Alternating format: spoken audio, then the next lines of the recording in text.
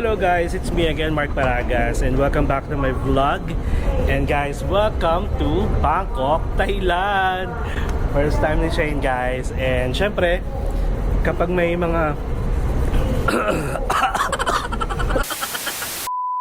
So guys, first time ni Shane mag-Bangkok, Thailand. And syempre ang gagawin natin, we will treat this vlog para sa mga first time katulad ni Shane. So i-walk through ko siya guys. So expect nyo for today's video, we will have a guide again, a step-by-step guide on what are the things that you need to do on your first hour here in Bangkok. As in, pag-arrive nyo mismo dito sa Suvarnabhumi Airport.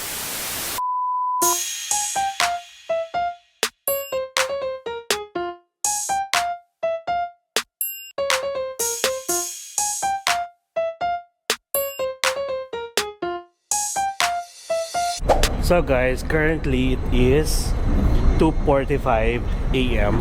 So bali, ang Bangkok is 1 hour behind sa Philippines. So kung dito 2:45 AM, sa Pilipinas is 3:45 AM. But since nandito tayo sa Bangkok, nandito tayo sa Thailand, susundin natin yung Bangkok time of course. Sa mga biyahe natin, sa mga travel natin, sa mga itineraries natin, at mga gagawin natin dito sa Bangkok. And wala masyadong tao guys, nakakatuwa. Ito mga paintings, Cliff of Goddess.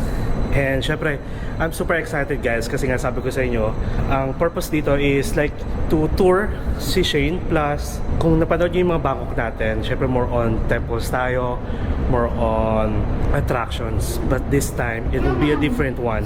We have decided na gawin yung mga hindi ko pa nagagawa, which is mag food trip. Ayan. So puro kain tayo guys here in Bangkok to try syempre yung mga authentic food kasi hindi ko naman tinatry talaga.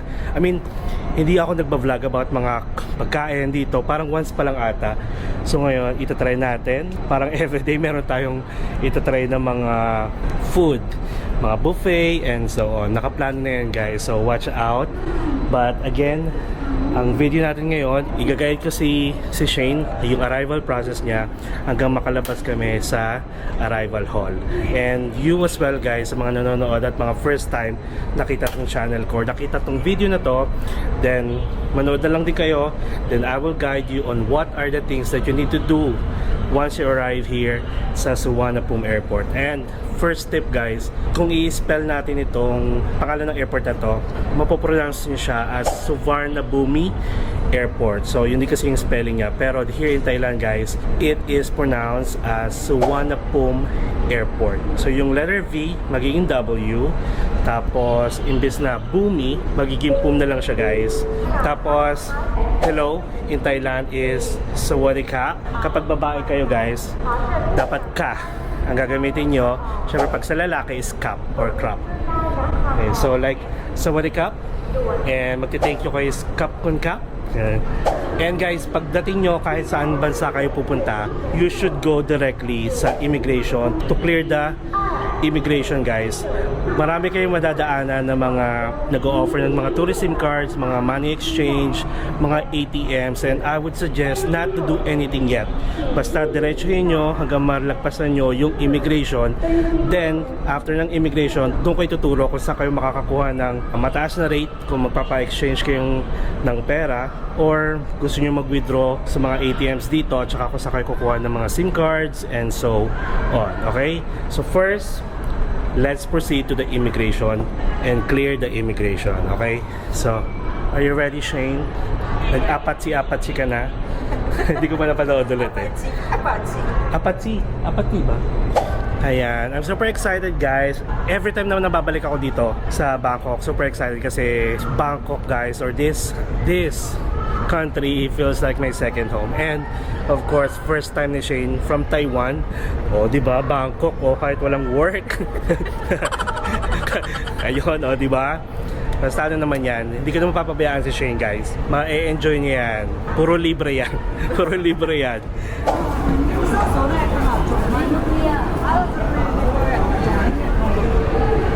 And sa immigration guys, bawal na yung mga camera, mga cellphone, photography or video. So, huwag tayo maging pasaway. See you later.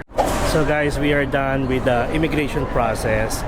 And sobrang bilis lang, walang tinanong. So papakita nyo lang yung inyong passport of course, and then yung boarding pass. Magpi-fingerprint lang kayo, walang tanong-tanong. And by the way, new implementation here sa Thailand guys. 60 days na tayo. Dati parang mga from January to June 2024, binibigyan lang tayo ng free visa ng 30 days. Ngayon, 60 days na, di ba, nakakatuwa. And then, just in case na gusto nyo pang lumagpas ng 60 days, pwede kayong mag-apply ng visa extension. And after ng immigration guys, syempre, we need to claim our luggage. And make sure na lang na aware kayo kung saan carousel number. Katulad sa Cebu Pacific, in-announce naman na carousel number 8 tayo. So, nasa dulo pa siya. And sa ano pala guys, sa immigration, kaya madalas na bumabiyahe ako or pupunta ako dito sa Bangkok, pinipili ko yung mga midnight flight kasi pagdating dito talaga guys, ayan, wala masyadong tao. As in, wala pang 5 minutes sa pila compare sa atin na sobrang haba ng immigration, di ba? Pero guys, kapag na-experience nyo na dumating dito ng mga 9 AM or basta pasok siya sa business hours, expect nyo guys na sobrang haba ng pila. But, dito naman guys, ang immigration ng Bangkok, meron tinatawag na fast track. Ayan. Yung fast track guys is, magbabayad kayo, may bayad yon, magkakaroon kayo ng sariling lane sa immigration. As in, fast track kung fast track. Mga nasa around 2,000 ata. If nagmamadali kayo or if kailangan nyo talaga. Pero kung hindi naman, then don't get it, just fall in line kung hindi kayo nagmamadali. So, medyo mahaba yung nilalakad natin. Ayan yung mga carousel number. And lahat ng floor dito guys, kahit dito sa labas, kahit dito sa pagka-claim ng mga luggage, marami na rin mga nagbebenta ng mga SIM cards, mga money changer. But again, don't do anything yet. Just claim your luggage right after passing the immigration. Okay? First impressions upon your first step in Bangkok Airport. Airport. Lakasan mo. Ganun, no? Malamig. Kanina pawisan ako sa naiya. Ayan. Diba? And malaki.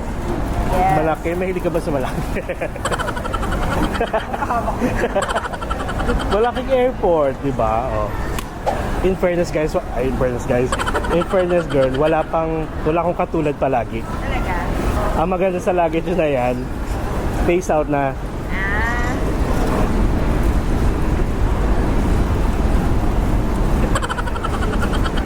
Hindi girl, yung kanila, ang OA kasi nung sa'yo. Parang pinagpapatong-patong lang yung kamay nung kanila. Naging malinis siya ulit nung Winipe out gumamit mo? ako ng wipe out. Yan na naman, dumi na naman. Thank you. So, nakuha na natin yung luggage natin guys. Ayan. Ano tayo? Luggage check. So kay Shane, may isa siyang check-in for 20 kilos yan. Tapos may isang hand carry na walang laman. Tapos isang personal bag. Tapos meron din ako 20 kilos na check-in. May hand carry ako. Yung hand carry ko ano yan, saktong 7 kilos yan. Tapos meron pa akong personal item. Pag pupunta kayo sa Thailand, hindi masyadong wini-weigh yung mga hand carry ninyo. Pero again, make sure na lang na sumunod kayo sa rules. Kung 7 kilos, 7 kilos lang. Okay? So, we are done sa immigration. Nakuha na natin yung luggage natin dito sa carousel number 8. Next thing to do is get a cash kasi kailangan nyo bumili ng SIM card. Or if ever naman guys na kunwari may kinuha na kayong pinurchase na kayo sa Klook, pwede kayong kumuha guys ng SIM card sa Klook. Maraming options doon, like you can choose how many days, how many data you want, depends sa kung paano kayo gumamit, unlimited or ilang gig. Kami ang kinuha namin is 20 gig for 10 days, though hindi naman kami lalagpas ng 10 days dito guys. Yun lang kasi yung pinaka best option, at saka mura lang, nasa 300 plus lang siya. So yun muna pala unang gawin natin, kumuha kami ng eSIM. So mag-activate tayo ng eSIM guys. Paglabas lang dito para may pwestuhan tayo. Pwede tayong umupo tapos mag-activate tayo ng eSIM. Ang maganda sa eSIM guys, hindi nyo na kailangang i-claim sa Klook counter or kahit sa ang booth. Ang gagawin nyo lang is kumonect lang kayo sa internet, sa free wifi ng airport, and then install nyo yung eSIM using the QR code na ipapadala sa inyo kapag nag-purchase na kayo, and then activate nyo siya. Okay? So turuan ko kayo kung paano. So guys, ang free wifi dito, connect lang kayo sa @airport free wifi by NT. Lagay nyo lang yung email address ninyo and then you can browse and use their internet free for 1 hour.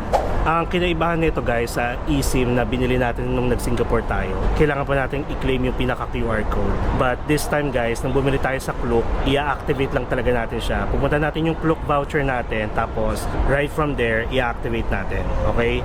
Punta lang kayo ng bookings, tapos hanapin nyo lang yung eSIM na binili ninyo, which is ito. Katulad nito, makikita nyo dito yung eSIM Thailand with high speed, not activated yet. So click nyo lang yung activate. 50 gig total for 10 days. So click nyo lang yung activate and click on confirm.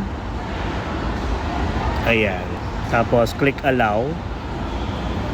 Ayan, click continue. Tapos click on done.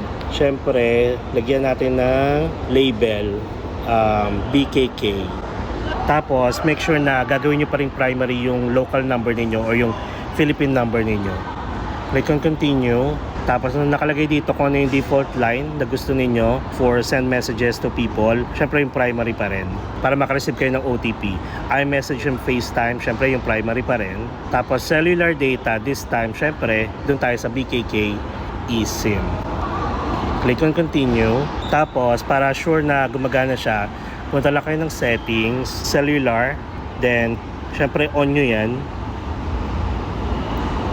Tapos puntahan nyo yung BKK eSIM ulit and then make sure na naka data roaming. Then after that, you are good to go. Alright guys, so we are finally connected sa eSIM na binili natin. So sobrang dali lang. Wala pang 5 minutes guys yung activation and installation. Diba? Sobrang convenient. Hindi nyo na kailangan pumila sa mga nagbebenta ng mga physical SIM card para palitan yung mga SIM card niyo. At saka hindi nyo na rin kailangan mag-register ng kung ano-ano. Just install and activate. Yun ang kagandahan ng eSIM. Hindi nyo na kailangan ng physical SIM card. And using the SIM card guys, using the eSIM, syempre makaka-receive pa rin kayo ng mga OTPs kung kailangan ninyo sa mga bank and so on. So ang next natin gagawin guys is kumuha si Shane ng Rabbit card na pwedeng gamitin nyo sa mga transportation dito guys, at saka pwede rin sa mga convenience store. Tapos meron na yung load. Sinabi ko rin sa kanya, sa Klook na siya kumuha. So yun. So from here guys sa carousel, lalabas lang tayo. Arrival hall na yan. And papakita ko sa inyo kung anong makikita ninyo sa arrival hall. And same goes guys, kahit sa atin, kapag wala kayong mga ide-declare, dire-diretso lang kayong lumabas. Dito tayo sa exit letter B. So guys, this is what I'm talking about. This is the arrival hall. And ayan, marami na ng SIM card dito. Tapos may mga ATMs, may mga money changer din. And just a quick information. Did you know na dito guys sa Bangkok or sa Thailand, meron 3 main network provider. May mga internet or cellphone provider. AIS, tapos itong True, tapos yung DTAC.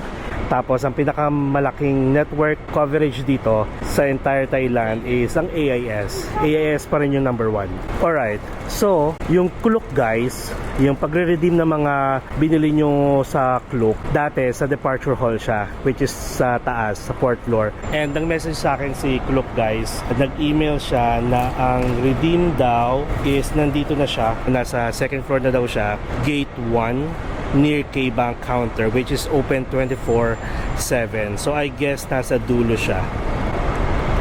Nasa dulo. Doong dulong-dulo. 2nd floor, arrival hall, gate 1. Okay, punta tayo sa gate 1 kasi gate 6, gate 5, gate 4. Punta tayo doon.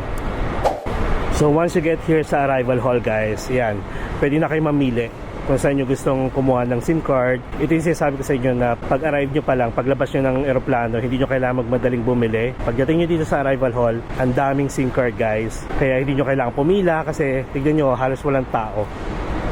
Gate 1 na, sa dulong-dulo pa. Ayan, so parang tinutour ko, ginaguide ko si Shane na step by step kung anong dapat niyang gawin. So after siguro na pag-claim ng Klook, mag-withdraw tayo ng cash. But again, you have options na mag-withdraw using your debit card, GCash, or GoTime. And you have the options as well na magpa-change or magpapalit ng money. So, sa money changer. But kung pipiliin nyo yung money changer guys, sa baba tayo, sa basement. Pero yung magandang rate ng money changer guys is nag-open pa from 5:30 AM. Hindi siya 24 hours. So maghihintay tayo, iuhuli na lang natin yung guys. Ang maganda is itong si Shane ay mag-withdraw daw ng cash. Kaya check natin. Parang wala pa ako nakikita. Ayan, katabi daw nung green na K-Bank na yan. Baka dun pa sa dulo talaga. Tapos guys, another vlog, I will give you a tour here sa Suvarnabhumi Airport para malaman nyo rin kung ano yung expect nyo, like kung ano meron sa 4th floor, 3rd floor, 2nd floor, 1st floor, at saka sa basement. Alright. And this is it guys, the new location of Klook dito sa Arrival Hall. Ayan guys. Tapos ito lang, gate 1, katabi ng K-Bank, ang Klook. Nakita ko lang sa kanya yung Yung code lang. Pakita nyo lang QR code, tapos ready mo lang yung passport kung kailangan ng passport. Then that's it. So okay na guys, yung rabbit card ni Shane. Meron na siyang 200 baht na load. Tapos you can top up sa mga BTS station, sa mga counters. And then basta yung mga pagbibilan nyo, like mga convenience store and also mga fast food, basta merong rabbit logo, pwede nyo gamitin yung rabbit card. And ang expiration niya guys is 7 days. O diba, nakakatuwa. So for sure, 7 days. 7 years. Welcome to Thailand. So now, magwi-withdraw si Shane. Maghanap tayo ng ATMs dito. Pero yung gagawin ko kasi is magpapapalit tayo ng cash sa baba mamaya pang 5:30 AM. So unahin mo natin si Shane na mag-withdraw sa ATM. And yun yung options niya. Gamitin na kanyang GCash. Alright? So guys, lumabas tayo. Bumaba tayo ng first floor, level 1. Tapos lumabas tayo dito sa mga kung saan yung mga taxi stand. Nandito kasi yung ibang aside from K-Bank. K-Bank lang kasi halos lahat ng ATMs dito na makikita nyo sa airport. Pero kung gusto nyo na yung purple SCB, so nandito siya sa gate 3 guys.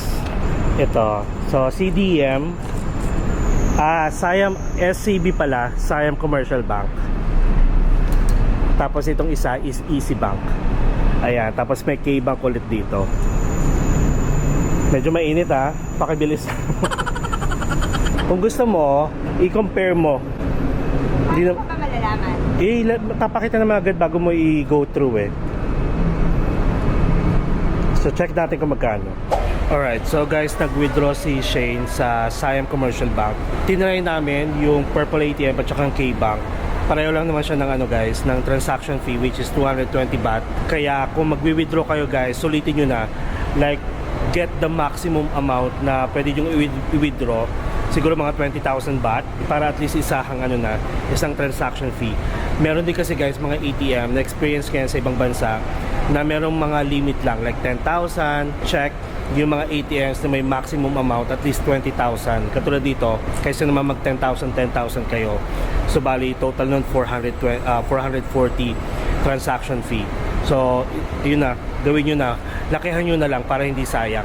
And itabi nyo na lang kung may matitira kayong Thai baht, especially kung babalik naman kayo dito sa Thailand, or kung may mga kakilala kayo na pupunta ng Thailand, pwede nyo ibenta yung mga baht ninyo, di ba? Ganun yung ginagawa ng iba. So, ang next natin gagawin guys, ito na si Shane. Syempre maaga pa, kung wala pa kayong gagawin, gusto nyo pa magpahinga dito, ayan, marami guys pwesto dito na pwede kayong matulog. Ayan ang daming natutulog dito guys sa first floor, sa level 1 na. Tapos, kung nagugutom naman kayo, syempre may cash na kayo, dito lang sa level 1, meron silang Magic Point food court na parang siya, pangmasa guys. Or, you can go sa level 3, maraming restaurant din guys. So, nasa gate 3 tayo guys Ito yung ATM sa labas.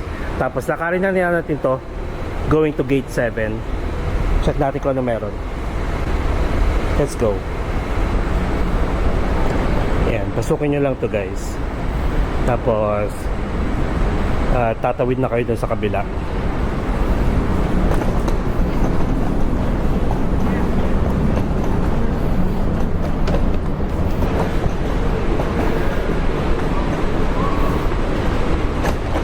So guys, don't forget, nasa level 1 pa rin tayo. And now we are heading yung Magic Food Point. And bago natin marating yung Food Point, ayan, may mga bentana dito.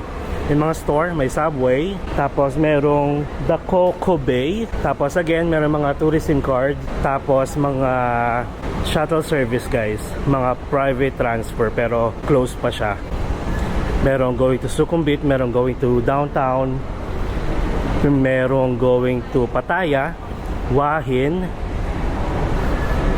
tapos Kokod, tsaka Ko Chang. Ayan oh. May time lang kasi siya guys. Hindi siya open 24 hours. And then this is the Magic Food Point Food Court.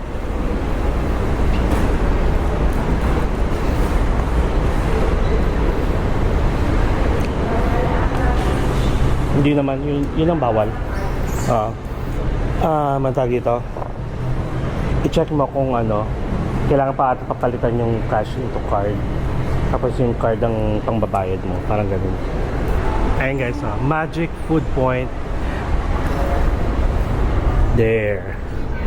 Wala masyadong tao kasi madaling araw. Pero pag business hours yun guys, sobrang daming tao niyan.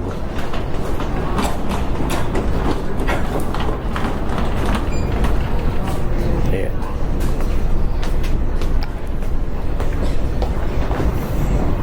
Hindi ko nalilibutin Ayan. Mga ano yan, syempre mga authentic food, Thai food. And then, hindi sila tumatanggap ng cash. Kailangan yung money ninyo, either 100 baht or 1,000 baht, papalitan nyo ng card. And card basis sila dito guys. Cash card basis ang tawag nila. Hindi yung card na debit card or ATM. So papalitan nyo dito yung money nyo for a card. And then you can buy anything you want. Tapos pag may natira naman, you can refund. Balik nyo lang dyan, then ibabalik nila yung refund or yung tira. Okay? So ayan si Shane. Kailangan lang na Shane ng water. Alright, so I guess that's really it guys. So yun yung mga dapat nyong gawin when you arrive here sa Suvarnabhumi Airport. Things that you need to do on your first hour here sa Bangkok Airport. Alright, so ay, parang may tsura yung guard. Ayan naman siya. Tapusin na nga natin. Okay. So that's really it guys for this vlog. And I hope may natutunan kayo.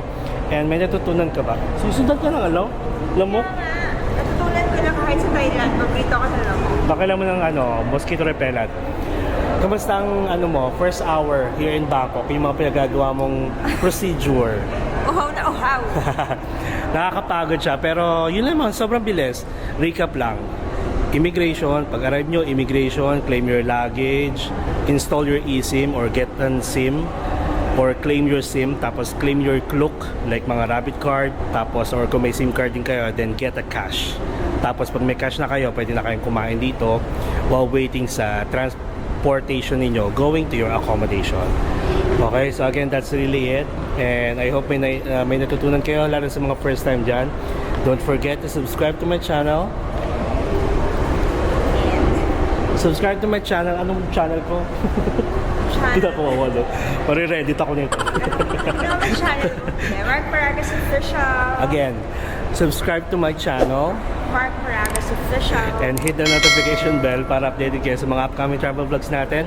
Especially here in Thailand, in Bangkok with Shane. Guys, may enjoy nyo to kasi food trip tayo to the max. For the entire trip, for the entire travel. Enjoy life and live life to the fullest. Enjoy every moment kahit walang Work. travel lang guys. Sobrang nakaka-unwind. So yun lang guys. See you on my next travel vlog. Mama chup chup. Mwah.